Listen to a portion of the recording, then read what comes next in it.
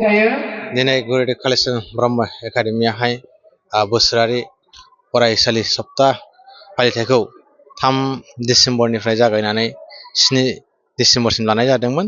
बे फरायसालि सप्ता बादायलायनायाव जों गाहायै स्पर्ट्स, लिटारेचार आरो कालचार बे मोनथामखौ गाहाय लानानै जोङो देग्लायनि बोसोरारि सप्ता फालिथायखौ जोङो खुंनाय जादों।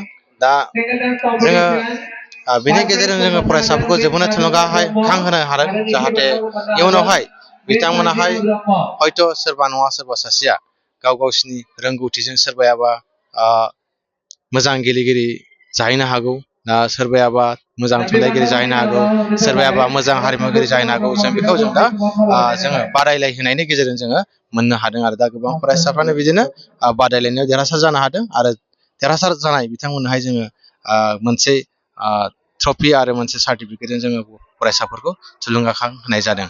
आरो बेजों लोगोसेनो आङो पर्बतजरा हालामनि माखासे दैदेनगिरिफोरखौ खावलायो आरो जानाखि माखासे जोंनि पर्बतजरा हालामनि गारजेन बिथांखौ खावलायो, जाहाथे जोंनि फरायसालियावहाय फैगौ सोलोंथाइ बोसोर 2022 आरो 2023 मायथाइयावहाय जोंनि फरायसालियावहाय एडमिसन लानानै जोंनि जिकेबि एकाडेमिखौहाय थुलुंगाखांहोयो, बेखौ आङो मेसेज हरनाय जाबाय। मानो होनबा जोंनि 2022 आरो 2023 नि एडमिसनखौ जोङो फैगौ 2026 फेब्रुवारिनिफ्राय जोङो एडमिसनखौ जोङो लानाय जागोन।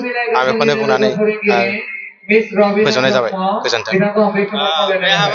जोंहा दिनै बे गुरुदेव कालिचरण ब्रह्म एकाडेमिजों खुंजानाय बोसोरारि फरायसालि सप्ता फालिथायाव जोङो गाहाय आलासि हिसाबै लिंहरदों जोङो काजिगाव ओनसोलनिनो डक्टर राधा रानी बायदेव, आरो बेजोंनो लोगोसे जोङो जर'खा आलासि हिसाबै जोङो हांख्रायहरदों गुरुदेव कालिचरण ब्रह्म कलेजनि लोगो बिबुंगिरि एबा एसिस्टेन्ट प्रफेसार सार मिकराज ब्रह्म बिथांखौ जोङो आलासि महरै मोननो हादों। आरो बिथांमोनाहाय जोंनि फरायसाफोरजों लोगोसे दिथागिरिफोरखौहाय गोबांनो बोसोन होलांबाय।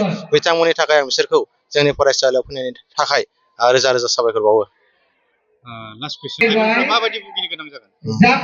दा आङो हारसिङै बुंनो थाङोब्ला आंनि सानदांथिजोंहाय आरो हयथ' बिसोरनो एसटि होयोब्ला हयथ' जोंनि जाखांफुनाय फरायसुलि बिथांमोनहाय हयथ' साख्रि बाख्रिनि बेलायाव गोबांनो भुगिनांनो हागौ। मानो होनोब्ला जोंखौ मिथिखायो, जों जायनाखि सिगांनि एसटि जायनाखि एसटि जों बर'फोर बा राभा गासैखौ आङो मोनसे आंनि सानदांथिजों बुङो, जेन जोंनि जायनाखि एसटि खामोन बिसोरो गोबांनो गोग्लैसोखानाय, जेरावनाखि सोलोंथाइनि फारसे बुंनो थाङोब्ला बिसोरनि गोबां गाहायाव।